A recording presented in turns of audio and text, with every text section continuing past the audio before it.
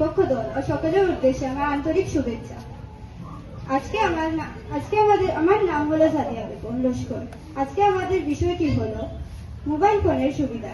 সঙ্গত কারণে আমিও আমার দল এটি ব্যাখ্যা করব। ধন্যবাদ।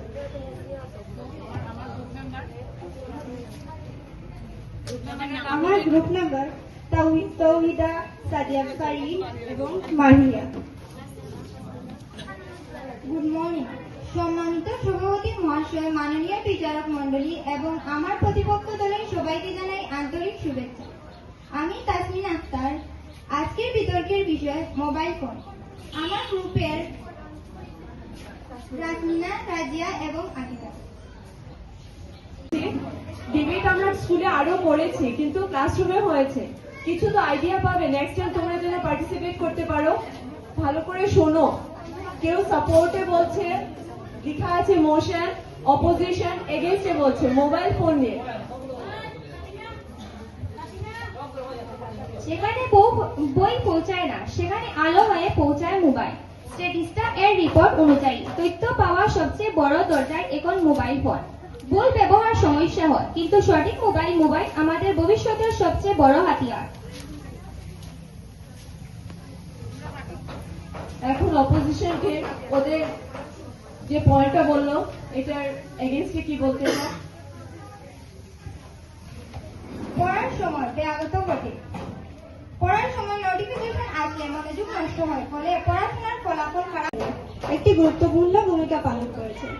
ভারতের প্রথম বাণিজ্যিক মোবাইল পরিষেবা 31শে জুলাই 1995 সালে প্রথম চালু হয়েছে।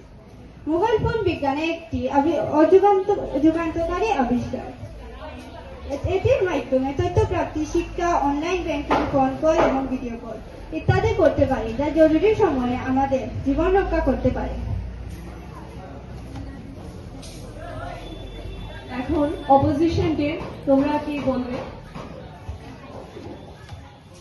নিশ্চিতভাবে মোবাইল ফোন আধুনিক জীবনের একটি গুরুত্বপূর্ণ অংশ, কিন্তু এর অতিরিক্ত অনিশ্চিত ব্যবহার আমাদের ব্যক্তিগত জীবন, শিক্ষা জীবন এবং সামাজিক সম্পর্কের উপর মারাত্মক নেতিবাচক প্রভাব ফেলেছে। বর্তমানে অনেকেই মোবাইল ফোন অতিরিক্ত সময় ব্যয় করছে, যার ফলে পড়াশোনার মনোযোগ কমে যাচ্ছে, পারিবারিক যোগাযোগ দুর্বল হচ্ছে এবং মানসিক ও শারীরিক সমস্যা বৃদ্ধি পাচ্ছে। বিশেষ করে শিশুদের ক্ষেত্রে এর ক্ষতিকর প্রভাব আরো বেশি স্পষ্ট। তাই আমি মনে করি মোবাইল ফোনের উপকারিতা থাকলেও এর অপব্যবহার আমাদের সমাজের জন্য উদ্যোগের বিষয়। মাধ্যমে আজ দোকান, রিক্সা, বাজার সব জায়গায় ফোনে টাকা দেওয়া নেওয়া বা দেশের নগদ নির্ভরতা কমিয়েছে। National payments corporation of India পরিচালিত হয় ইউপিআই ব্যবস্থা, পরিষেবা ইত্যাদিকে গতিশীল করেছে। সব মিলিয়ে মোবাইল ফোন ভারতীয় অর্থনীতিকে করেছে দ্রুত, অর্থনীতিমূলক ভাবে বিভিন্ন উন্নতি করেছে। বুঝতে পেরেছো ওরা কি বলেছে? ইউপিআই দিয়ে আমরা পেমেন্ট করে